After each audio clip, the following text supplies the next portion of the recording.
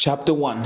90% who go to church here now in Australia, they're immigrant. You're not going to find the white people in church. By Indeze Rabasha, who told you that you are not God. Are you ready? Yeah. Hey guys, welcome back to the Rabasha Family Podcast. We're here for another special episode, guys. My dad has written a book. To be honest, when I was younger, I used to read books, Stephen Gerrard autobiography, people that I would look up to just from a young age and growing up. But I never thought my own dad could write a book. Like, that's crazy. I've been in marketing. I've been marketing other people who've written books, but I didn't think my dad would ever write his own book. So, how does it feel? Yeah, it feels good. It feels inspiration. And not only you, even me, I thought before, I've never got to write a book. But where I realize now, when you change your mind, when you change your thought, so everything's possible. You can write it. And it's inspiration. Yes. One things make me change, I learn. Everything you have to learn. So I educated myself to learn. And the way I educated myself is from learning from other motivation speakers. So only person who inspired me most is a guy called Neville Goddard. So I learn from him. And he told me. So when I say he told me, because I've been listening often, it's like he talked to me like every single day. And he told me, don't worry about qualification. Don't worry about anything else. You want to write a book, think about it. That's the only way you're going to do it. Think about it. Feel you can able to do it. Don't worry about, I was asking, I can't speak English, I'm going to write a book, I can't speak English. And they say, don't worry about that. Think and then plan and then keep going to do it. And that's how he did. So it's inspiration. Keep listening to him. So now the message I've been listening to him, it keep coming in my mind. So that's why, to write a book is not about another intelligence you have. No, it's the story you have in your mind. So what you have been listening. So the world feeds us everything. The world feeds the news. So because I started listening to him, I was learning every single day, but without knowing, I was learning. And the things told me, say, you are God. And that's why I'm writing. I am God. Now, when your mind comes the story to write, your mind asks question. The question my mind asks me, what you know about religions? How do you know about it? How do you know God lives in heaven? How do you know all those things there? And now we go back to think and say, oh, this is the missionary came to Africa to teach us God. He lived in the sky. He has the sun. He came to earth and then he died and then he's going to come back again to save us. So that's the story somebody taught us. So that is missionaries. So now these guys now, Neville Goddard, also they write their story long time ago, the same time 1900, telling us we are God. But we never get a chance to read their story. So that's why I came in now to learn to read the story for his, which doesn't mean you need qualification. You don't need PhD. You don't need to be in school. You don't need to be anything special. It's just to learn story from somebody else. And that is why I read the book. If missionary tell us God live in the sky, and we believe it, so why also we can't believe God live in us? So what is the difference? Because only what we believe in, it's one God. And just read it. I was a Christian. First time when I listened to Neville Goddard, I said, no, this guy is crazy. So the missionary told us they go to come false prophet who told us or God is not God. No, because they know the truth. So they are the one who are false prophets, but they tell us they are false prophets who come. So that is our idea came to write a book, is to change your thought and change your belief and educate yourself, and everything change. You know? So who told you that you're not God? I remember this journey of before starting this podcast.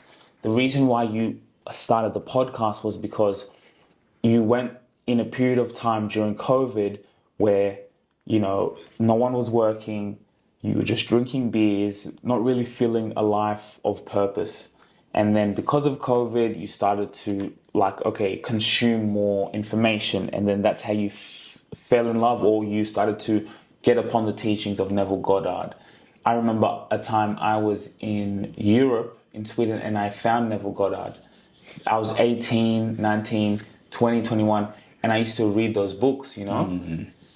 And so you're there going in COVID, you start to read those books, and then it's inspiring, and then you're doing the walk and you're staying consistent, and then you kept talking about it, kept listening to it, and then you said, well, I see Neville Goddard on YouTube.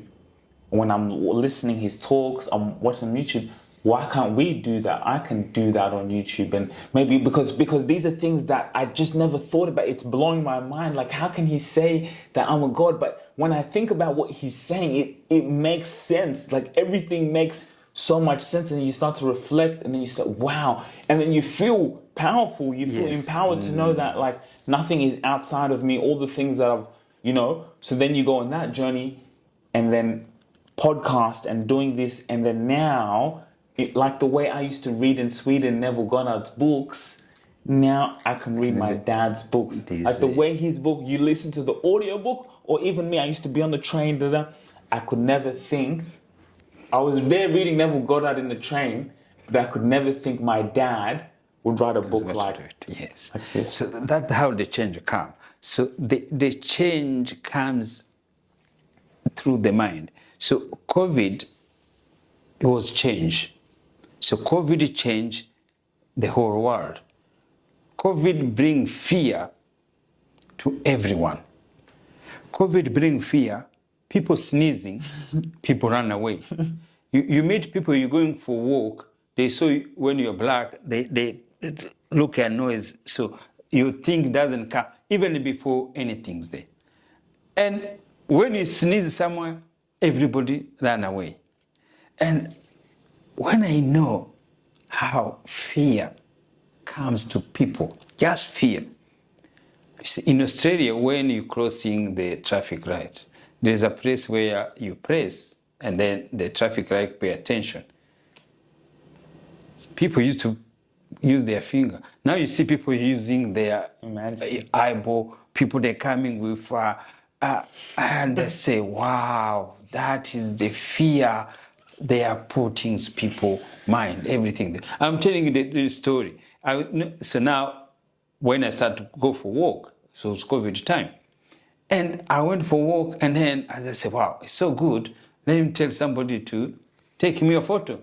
And then I said, oh, can you take me a photo? And I will never forget, she was ready, she came to her pocket, and she had to look like those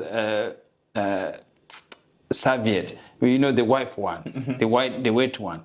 And she had to cover my phone, and then she can take the photo. Of course, hey. See, that was the fear they brought to people.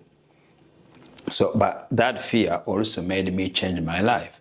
So that's why 5 years to write a book, to change, to go for walk, to look after myself. I read. What do you do when you have free time? So you look after your health, and then the second times you educate yourself, and then you have routine, you have goal you're going to do, and then the rest of the story. So all the routine I have is just from the COVID. And the good things also I did with my coach, Jerry Wainaina. So he did something called a diary. So the diary, you have to put your goals, what you want to achieve. And somehow I say, I want to write a book. I didn't know how I was going to do it. And I have it. I have my diary plan. And now I can take it. So the feelings now is to know when you do it. So the feeling is something you can't believe it. The way you feel, the way you do things, the way you think is what matters. So the person you become is different who were you 10 years ago before you read the book. Because you have to read the book. And the good things I did, that during that COVID time, I read the book, the Bible. I read it as the history, not reading like pastor reading verses, no. Start from Genesis. And then I can listen the audio of the Bible. So when you read the Bible now as a book, and you look my story, I see in the Bible. My journey from Rwanda to be here, it's in the Bible. All those names they say about things there, no, those no name. The Bible talking about you. Yes, the Bible is your journey. The Bible is not the name. Abraham or Isaac or those is mean nothing. Those is not the people. The Bible said the journey, what you went through. See, no one has the same journey with other ones. You and your brothers, you have different journey. Me and my brother and my sister, different journey. Your mom and her sisters, different journey. No one in this world has the same journey than anyone else. And all those journey people will go through, billion people, you found them where? In the Bible. That's why everybody is Jesus. There's no way God is going to say Jesus who was in Nazareth is only the person you go to believe. How people in Africa know where Nazareth is? How would you go to know something there? But Jesus is a child who born in every street, every country, every land of God. Remember, this country, they were not there before. Yeah, this country will be created by British, by white people. These names, they were not there, but people, they were there. The history was made. The people were living there. So that was people say, oh, we are scared, fearing, oh, the world has changed. The world has never changed. The world is evolved better and better.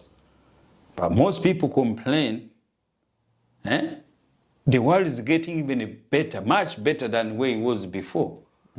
But all people keep complaining, oh, the world is changing. Oh, the kids, they are in front of camera, they're in front of something there. And they think that is world is changing. No. Let me ask you, for kids, when the parents give them the tablets and the iPhone, what do you think about that? Because for me, when I see it, I see a mother give a child that tablet.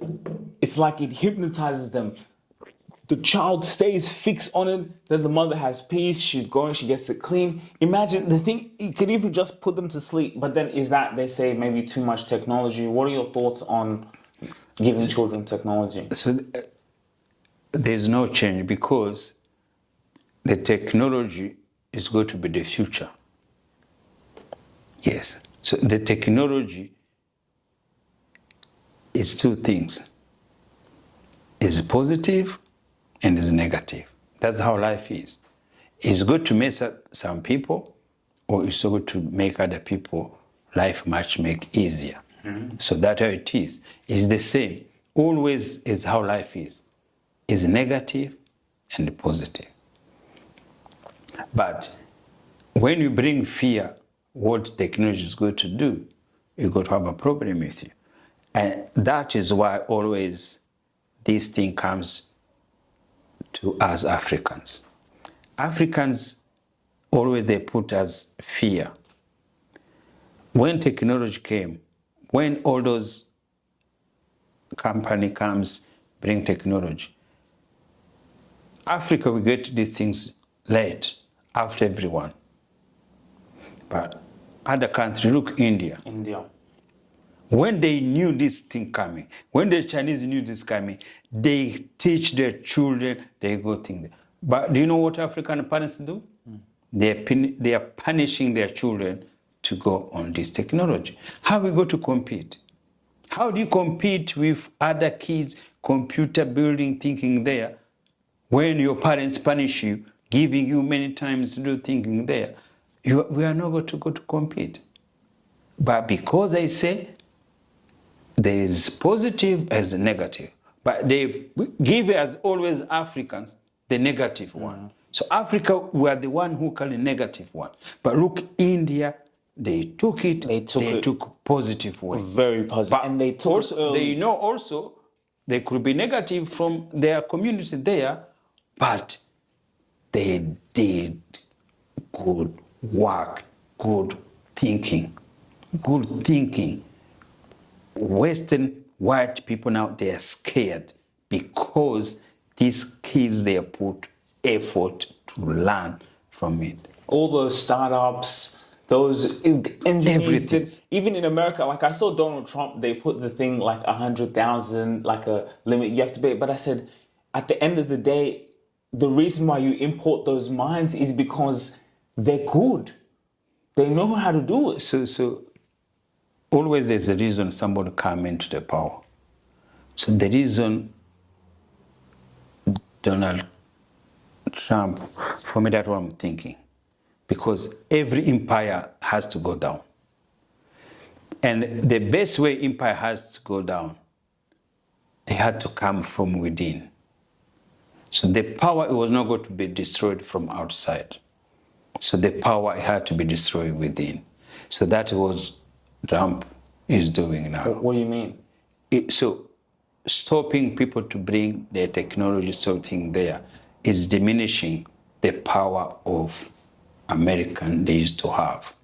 So when you're kicking out new technology, you're thinking there, you bring only white people, and they don't have that capacity to bring the world they used to be before. So empire is going down. Wow. Yeah. It's actually true. It's true. So he came to destroy their own country because he tried to protect it, but too late. Yes, and the measure he's bringing to protecting it is damaging it more. Yeah, because now they live in fear. So America, they live in fear. They don't know what to do. They don't know how to compete. They don't know where they are now. China has overtaken them. Yeah, so the competition between the people who hate Trump inside the country, inside his own party, they are majority. And even him, he's doing his personal gain, his personal winning. So he's not winning because of the American people. He's winning because his color, he's white. But he forgot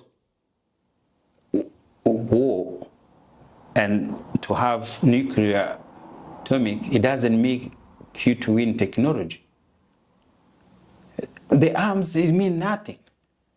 Nuclear power, what does? It just destroys, but it doesn't build anything.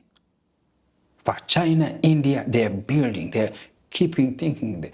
But the good things, America, that is why all technology used to come from them, because they are willing to finance any startup. They buy. When you go to America, you say, oh, I can build this. They give you money. And that is why they are different with anyone. I found an AI company. This week, I found an AI company that, you have a sales team. The AI does that. It does everything a salesperson would do. Like I was telling my client acquisition person, your job is done because an AI can do that, right? From those countries, Ukraine, Americans come in already, invest straight away. San Francisco, California, they do. And then I said, that's exactly what Dad said. They go any good thing with a good idea, especially AI, they buy it straight away. Those Indian kids, and that's why I was shocked. I said, you're raising the price, because before in America, to get someone like from India, the engineers, it costs $1,000. Now he said it has to be $100,000. But you know what? Companies will still pay that because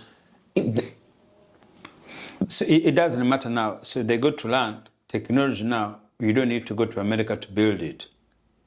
You can build it in China. They can You cannot outsource. build in Australia. You can build anywhere because now other companies, they know we can now doing it now. Yeah. So that already, so that is why he came to destroy the empire. So you're saying what he did, it's too late. Do you think it could have worked before to keep it, okay, like, what's the power of him with saying, because the Democratic was saying, okay, let's let everyone in, like many immigrants from anywhere in the world, let's let them in so that they can vote for, we give them food stamps. But you see, no, sometimes not everyone. So everyone is mean nothing. But let's become freedom.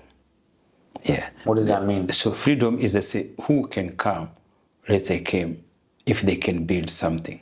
Don't restrict everyone. So because he thinking people they're coming to damage their country, he thinking about if you open the borders, you're not going to bring only the IT guy. See, you go to bring criminal, you go to bring prostitute, you go to bring everybody. So that's how it works. You go to bring cooks, you go to bring everyone in the country to build the economy. That is, should be there. Because even the criminals build the economy too.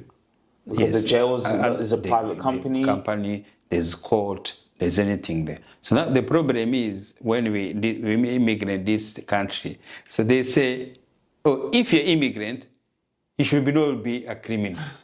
You have to be nice, you have to do things there. If you want to be a criminal, you have to go back where you're coming from. So that's the problem. So now they say, to be a criminal, you have only to be white. Yeah, if a white child is a criminal, so that is okay. But if a South African child become a criminal, it's not okay. He has to go back. Go back like why you should. It's like you should be grateful to be here. You shouldn't be breaking any laws.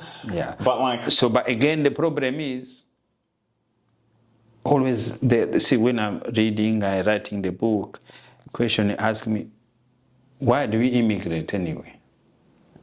And but hold on. Even the word, you see how they're very smart. The whole world where they'll label you as an immigrant.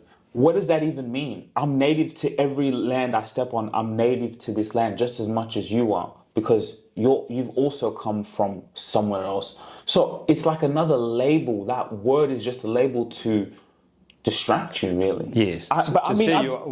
You're coming from outside. Like, I mean, I've said it myself. Like, you know, I go to places, I do a speech. I come from a first-generation immigrant family. What does that mean? So it means you are not white. Yes, so I'm making them clear that I am. Yes. Because the white people also, they came from Scotland, they came from No. So when they take the land, they don't call themselves immigrant. So they say they own the land. When they take it. Yeah, so I can give example. The white South Africans, they don't call themselves immigrant. Yo, think about that. Yeah, they call them South Africans. They don't call themselves immigrants. Yes. There is no white call themselves immigrant. So they always white think wherever they live, it's their land, it's where their ancestors there. There is no Africans who call in South Africa, they're immigrant. No one African tell South African people, go back where you're coming from. No, that it doesn't happen that there. But do you think that that's the power of the mind? Like, what is that? What is that for you to go in and you can go in and take a country? You take a country, then you take a country, and you make the other people know, like, this is my land. It's part of my land. This is my land. Yeah. Even though I've come here and I've taken it, and then I'm gonna label you a name and call you a name, but you, like, they went to South Africa. That's so true. Yes. But in South Africa, they don't call them immigrant. They call themselves Africa. So, but now in Australia, you are immigrant, even if you have been allowed to live in the country. So, but you see that in destruction, and then also they change, and then they say, oh, We like multiculturalism. So the white people, they don't be in what do you call it? Multicultural. So the white people always there on one side. So other people, they are multicultural. So what is multicultural? Is the people coming from different countries. So, but if we come, so what they become it. See, they put those institutions, those names, and you wonder why I think that. Like, what does that they even should mean? be easy. They say, okay, this is African Australian, this is Eastern European Australian, and the simple is like that. He just says like where geography that. Yes, where you come in thinking, because our geography comes is what our identity. See, it could be simple, but again, it creates economy. When the multicultural, there's a lot of things go with it, is there. So always white, they're outsider. So they don't belong to those multicultural, those community, those thinking there. Like even so that if a white person does everything is individual. But an immigrant or whatever they call African does some things, it become the whole community. Yeah. So true. So that's why we have to live outside the community. We don't need to live in the community. I don't represent the community. I'm Rwandan background. I'm African Australian. But I don't represent all the times, whatever you do, commit crime in Australia or whatever, in America, everywhere. So it doesn't mean I represent Rwanda. See, if you do a crime, they have to go back to look at the history for where you're coming from. It doesn't work that way. Everyone can commit crime because of how mind can make you do it. It's not where you're coming from. Where you're coming from, nothing to do with your mind and with your crime or with your goodness, with everything you do it. So now, if you become good, why then go to look, oh, why this person is nice? Let's go to see where you're coming from. No? So when you're good, they think, oh, he's Australian, it's good. But do something wrong, they have to go back to see where you're coming from, you see? But it's a game of mind. The question is, why are we here anyway? See, that's the question we go to publish. That's the book we should write. Why do we immigrate? Why are you here? That's the question I can ask every African, but we can answer in what? And maybe that answer is looking at this book. Who told you that you're not God?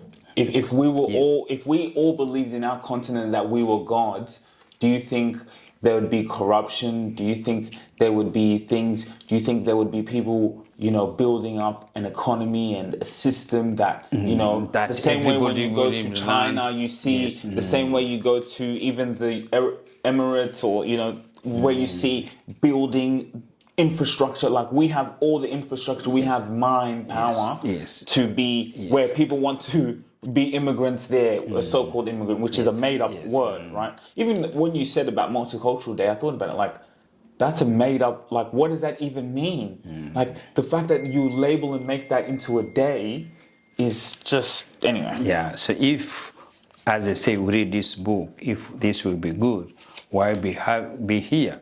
Or why be just to be enjoyed to be where the country is and people enjoy to travel and to live wherever they are.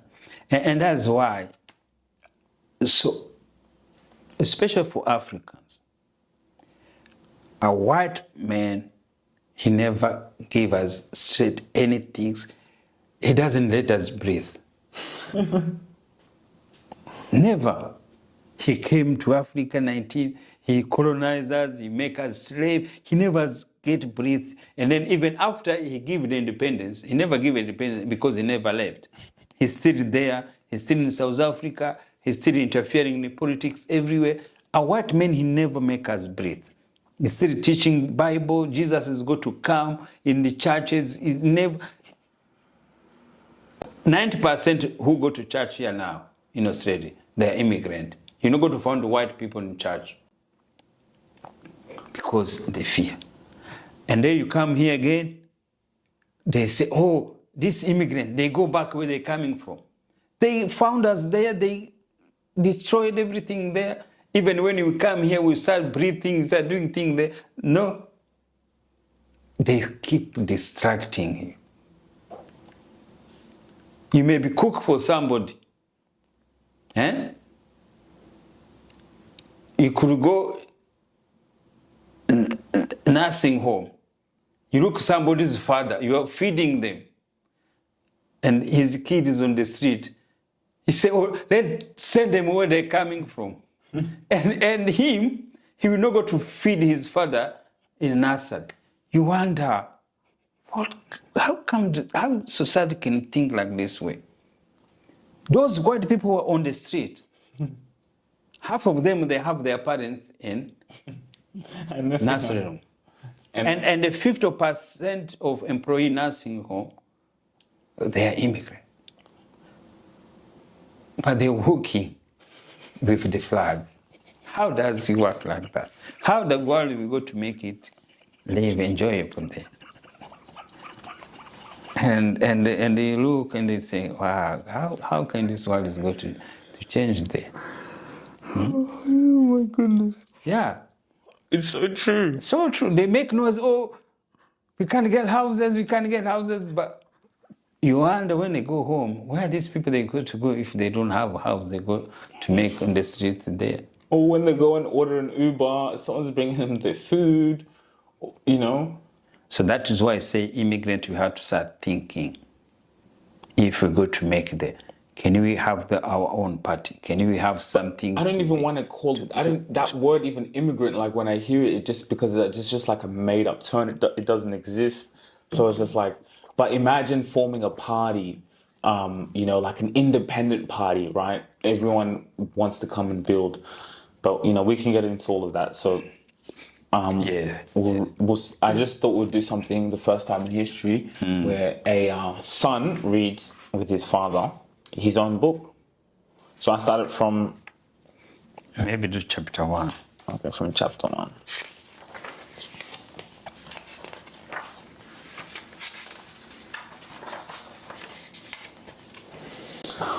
Chapter 1 by Ndeze Rabasha, who told you that you are not God. Before chapter 1, the history of religion in Rwanda. Before today's religions reached Africa, Rwanda was a nation with its own way of life, a kingdom, social order and beliefs. Rwanda is not just land. Rwanda is people with a way of living and a way of believing. We cannot always find those beliefs faithfully preserved in books or histories, and even when we hear about them, they are often misunderstood or distorted. Before foreign religions arrived, Rwandans believed in their God. They believed that God was present in nature and within themselves. They used to say, Imana, Yiru wa ahandi, igataha, I Rwanda. God spends the day elsewhere and returns home to Rwanda at night. This means God returns home to the person, to the inner dwelling. This shows they believed God lives within them. Before the Europeans arrived, another belief system entered through a figure called Ryangombe Ria Babinga, bringing an external cult. It was heavy with ritual and grew into an imposed system many Rwandans did not accept. Although even the king was compelled to follow it, many people rejected it. They could not resist its force and were coerced into it. The Ryangombe system was the first foreign cult in Rwanda. After that came the Belgians. They sought to divide the country with no respect for how Rwandans lived, without consultation or honor. Missionaries arrived in the 1900s with their Christian message and tore down what was there. Because people were wary of the burdensome Ryangombe cult, many chose Christianity, seeing its lighter by comparison. That is how foreign religions began replacing indigenous beliefs. One man stood against this tide, King Yuhi V. Musinga. He refused baptism, rejected foreign names, and refused to serve the Belgians. For this, he was exiled to Congo and never returned to Rwanda before he died. Colonizers stripped us of our names and beliefs.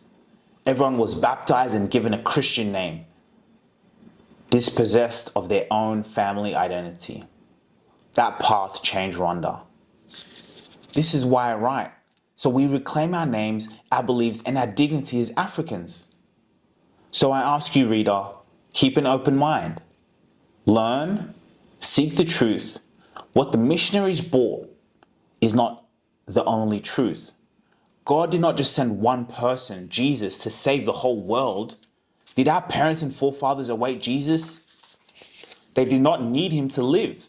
They had life, peace, wisdom, governance, and wealth of their own. Life is not merely technology or fashionable clothing. Children walked barefoot. Sometimes they walked naked. But they had values. A girl could be modestly dressed and no boy would dare shame her. Is that still true today?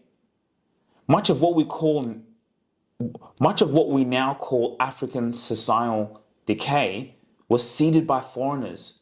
They taught us to doubt who we are, to live in fear, guilt, and confusion. They taught us that we are bad, sinners, always begging for a savior. But hear me, guys. There is no unquenchable literal life fire waiting. Heaven is not as they described. God is within you. The power of God is your thought. Your mind is where God dwells.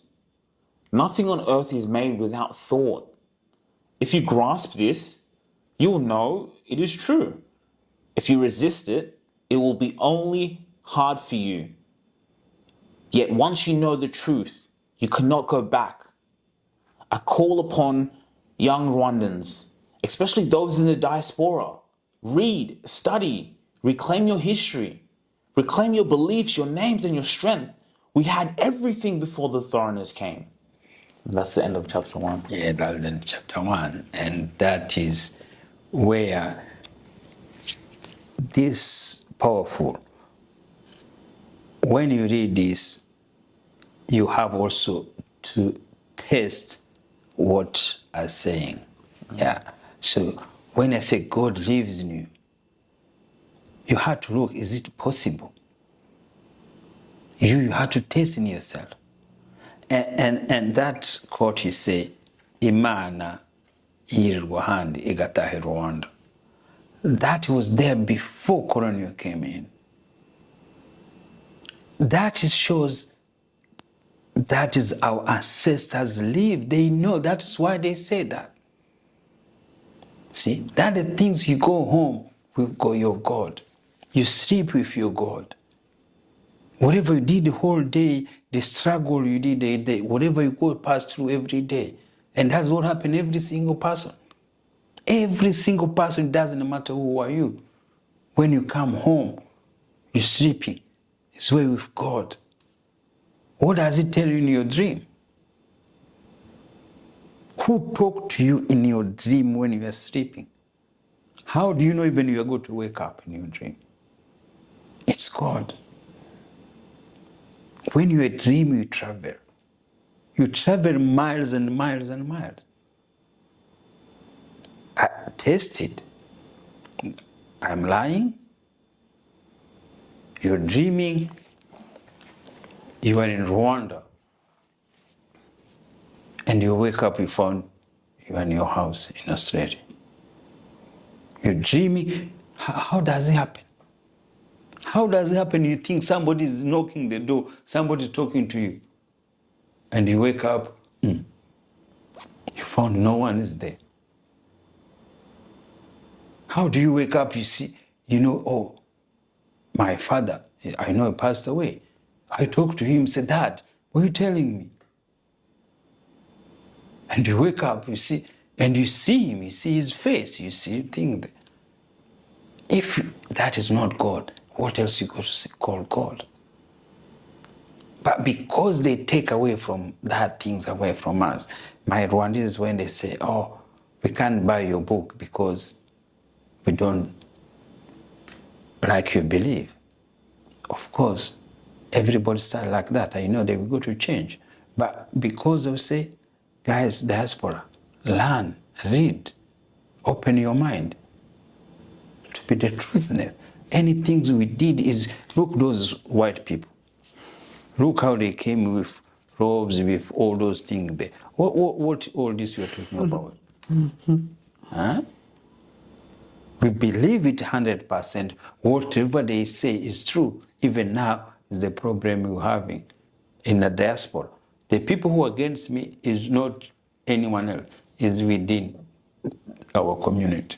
I mean, white people love you more. The feedback I've gotten has been from like white people, like, man, they're the ones who support. They're the ones Because who they comment. know the truth. They're the ones who like they love it. As soon as they see it, like, you know, and that's why like even the whole color thing. I don't see people for their color. I see them for their soul. But that's what I love, because like, let's say they could see that and they say, wow, this is powerful. They don't care, you know, about anything else. No, this is, but like you said, they know it's true. Yes, they know. Well, white people, I don't see white people in church anymore. No, even I the don't see church. white people go to church. The church here is full of immigrants, but all the pastors they are white. Wow. But the forward now, the immigrant, they know new, different background who have been not only African, even maybe Asian. Or The fact that you said that even the pastors, they're white. I mean, they still have like their own churches as well. They'll have their own community churches, but still, the fact that you said that's So crazy. if you go to found the church of white only, that is the one who don't want to mix. You see, I don't want to say that name. If you go to found a church only for white people, it's going to be there somewhere in the suburb somewhere there where they come out. They don't want to mix with anyone there. Which is cool. Which is, you know. Yes, it's so cool, and that is also is a supremacy to sample. You remember, church is the belief. But it's so powerful belief. Yeah. Okay, I think it was good. We can break it up for you guys in parts. Yes, we can break it up for you guys in parts, this powerful book. So please, guys, the link in the description, you can go and buy it. It's only about like $3 USD. It's $6, guys. You would spend food on it. But when you learn these teachings, and I think for us we'll go through this series, reading this book, even, you know, we do this online, we do this in person, we'll go through the whole book. So you guys, you know, even if a lot of you are too busy to read, so what I would say is you can just buy it, and then in every podcast episode, we'll read the next chapter so we can read it together. So you can just put it in the car and we'll read it with you like an audiobook, you know, and then you can just be following along the journey and then getting the teachings, you know, because it's very easy to consume a podcast. And then also this is a book of inspiration. Just buy it now to support, to inspire, to get time to. So first of all, there's a feeling when you write a book, and that's how I work. And it's not easy, but also the hardest things also is to sell it. Selling a book also is another game you have to learn, is another game you have to study. But yeah, as every time we go to do, we can market the self, and also we go to have time if there's new technology to make it maybe on audio book, because I can see Sujira just read well. Maybe I hope we can plan with it, and then he can do the audio. And was my reading good? Yes, it was so good, so good. Maybe we go to do the audio for the book. And as I say, as a family, we are doing together. I publishing it, and it was published by ETS Rubasha Media. So we are opening now our own website where you can log in to buy it. But the website you go to buy ebook. So we use technology, no punishment for your children. We go for ebook. It's going to be much easier, it's less, but we need the change, and that's the message I can bring it. Read the book, open our mind. We don't need to be restricted because my belief. We are Rwandan, we are African, we are the community there. Read, you see what I'm saying, and then you judge. The judgment is not going to come outside from me. The judgment is not going to come from the heaven outside of you. The judgment comes within. And then, all right, guys, thanks for tuning in. We'll go on the iPhone. I'll get the iPhone thing and get a photo, and we'll see you guys. So next chapter, if you guys like my reading, comment below. you know, and I think you guys can follow along because that's an easy way for you guys to read. Okay, peace, guys.